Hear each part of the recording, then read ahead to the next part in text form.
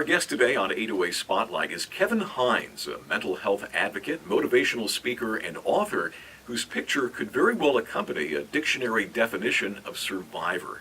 Not only has Kevin survived countless battles with bipolar disorder, he also survived a suicidal jump from the Golden Gate Bridge in 2000. In the wake of that horrific experience, Kevin found not only his own will to live, but also a passion for helping others live.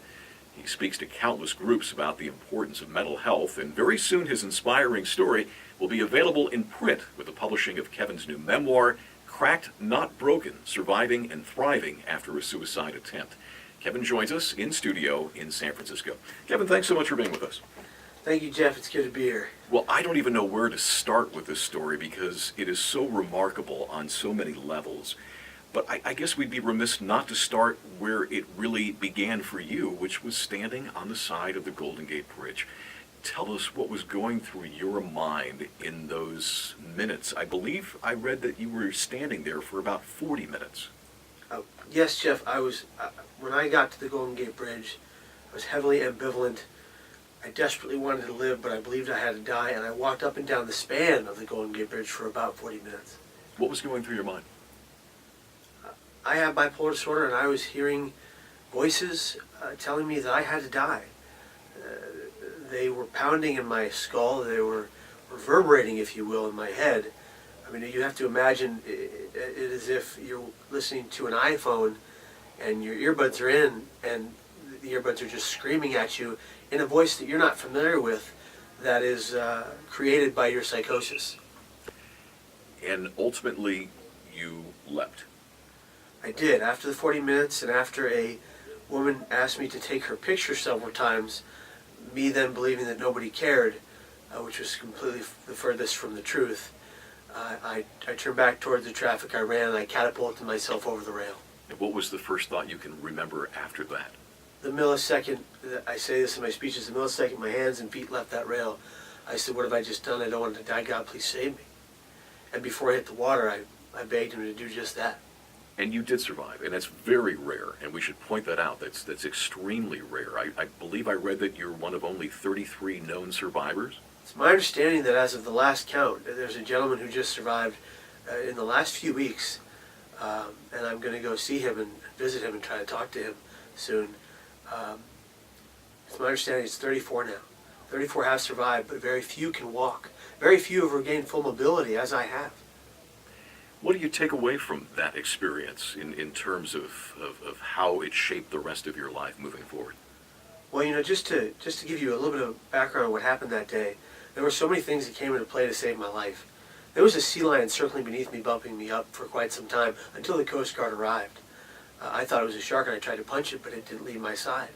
A man named Morgan saw it, took pictures of it. There was a woman driving by in her car who had a car phone and saw me jump and called the Coast Guard, her friend in the Coast Guard, immediately. The only reason they arrived to me in 12 minutes, which would be before I sat in hypothermia and drowned. The doctor who was at the hospital that performed a surgery on my back to save me the ability to walk wasn't supposed to be there that day, and yet he stayed. And he was one of the foremost back surgeons on the face of this planet. All these things came into play to save my life, and I take away from that day that there is hope in any situation. There is beauty in any situation. Once you get past the ugly part and you can find that hope, you can do anything, be anyone positive that you wish to be. So given, Kevin, that you can understand all too well suicidal tendencies and what is going through the mind of somebody who is contemplating taking their own life, how do you convey to those individuals that that's not the answer?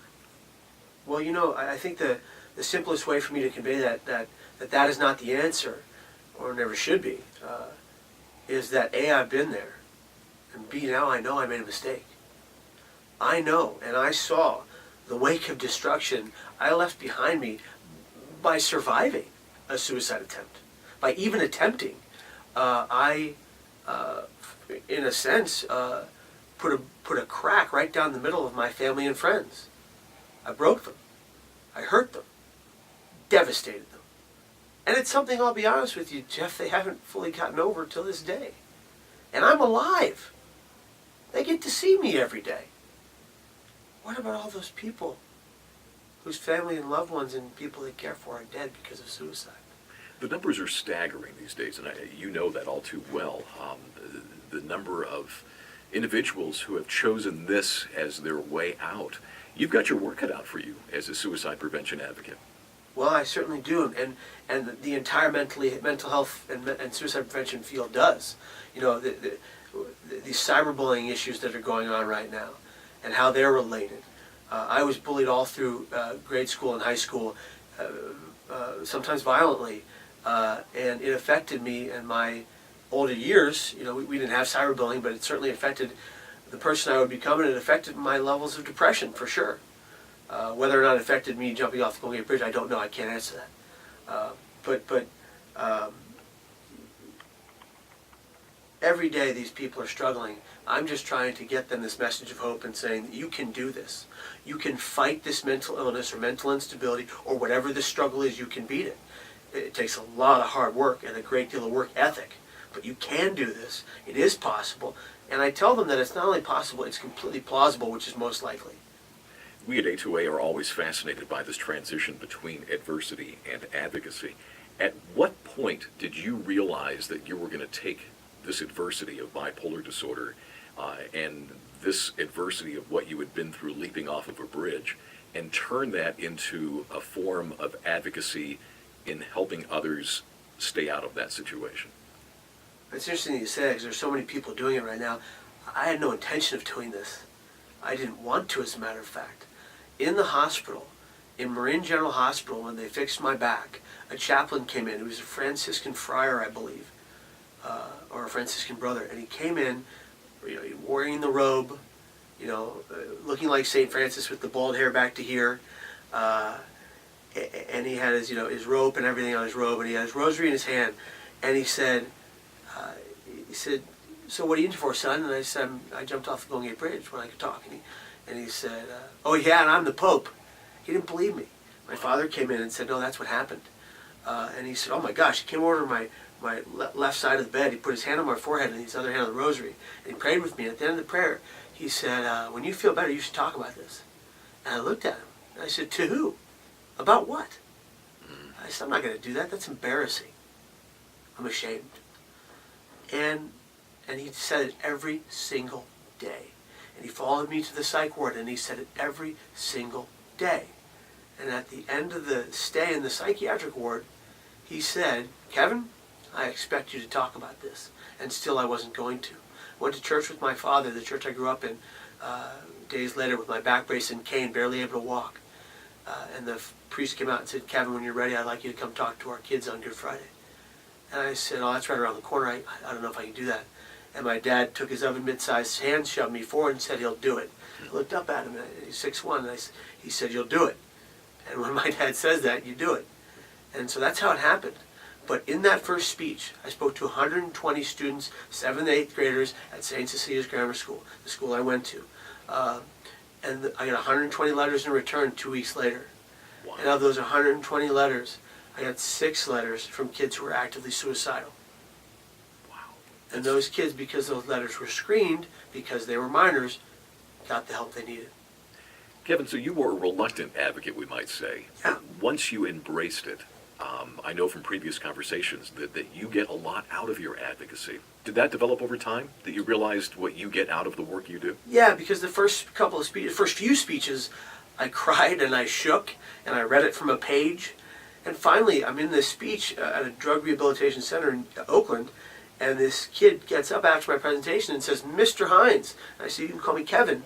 And he said, "Kevin," he goes, "why do you read it? You were there." It was like an epiphany. Wow. I thought, yeah, why did I even write this down? I was there. I don't need to read this. It's organic. It's the truth. Just tell it. And when I did that, it became therapeutic. It became cathartic.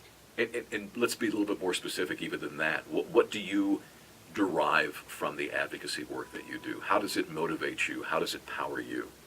Well, it helps me in everyday aspects of my life. I still have the mania, the depression, the suicidal thoughts, the paranoid delusions. I still have all of that. And when I have that now, and I hope forever, I'm able to be self-aware, more than most people I know with severe mental illness. I'm able to look at a situation, and before anybody else says, hey, Kevin, you're manic right now, I can say it. Before anybody else says, hey, Kevin, you sound suicidal, I can say it. And I can get help immediately. And that's what I've been doing. And it's partially because of working in this field with the greatest minds in it, like yourself, for 12 years. And now I have this insight. You know, we talked earlier, you've learned so much during what you do. So have I. And you learn something new every single day. You have a new book coming out. Let's talk about that. Cracked, Not Broken, Surviving and Thriving After a Suicide Attempt. What was your impetus for putting all this down in print? You know, it started off in the early days, 12 years ago, when people would say, hey, you should write a book. And I kind of brushed it off and thought, I don't know how to write a book. And I thought, no, I can't do that. Maybe someday someone will write a book about the story, but I don't know how to write a book. And then the story gained ground, and it was put, a piece of the story was put into Ben Sherwood's The Survivors Club. And the chapter was titled The Most Exclusive Survivors Club in the World, or something like that. And then it was in the book The Final Leap by John Bateson. And I'm going, God, I really ought to write a book. And quite frankly, English was my favorite subject. That was always true. And it was probably my best subject, but I wasn't amazing at it. My spelling is horrible. And I started putting it down on paper. After a failed attempt to have someone else write the book, I began to put it down myself. I wanted to write it myself because I thought, look, if it's horrible, it'll be because of me. And if it's any good, it'll be because of me. And I think that's pretty cool. And I wrote it so people could find this hope. And it sounds hokey, it sounds cliche, but that's why I wrote it. I wrote it so people could read it. People of any population, any creed, color, any distinction, they could look at this book and they could find hope in it in some way, shape, or form. Okay, Kevin, finally, I want to ask you to go back to that young man standing on the side of the Golden Gate Bridge, contemplating jumping off of this bridge and taking his own life.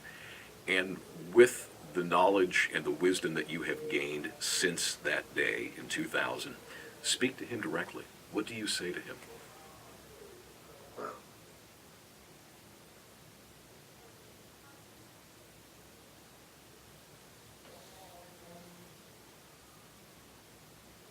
I think I just put my hand on his shoulder and I say, people care. I care. You, my friend, are making a huge difference. Thanks for taking some time for us, and best wishes with the new book.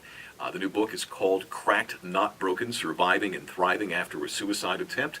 It will be on bookshelves very soon. You can pre-order on Amazon. Kevin Hines, thanks for being with us. Thanks, Jeff.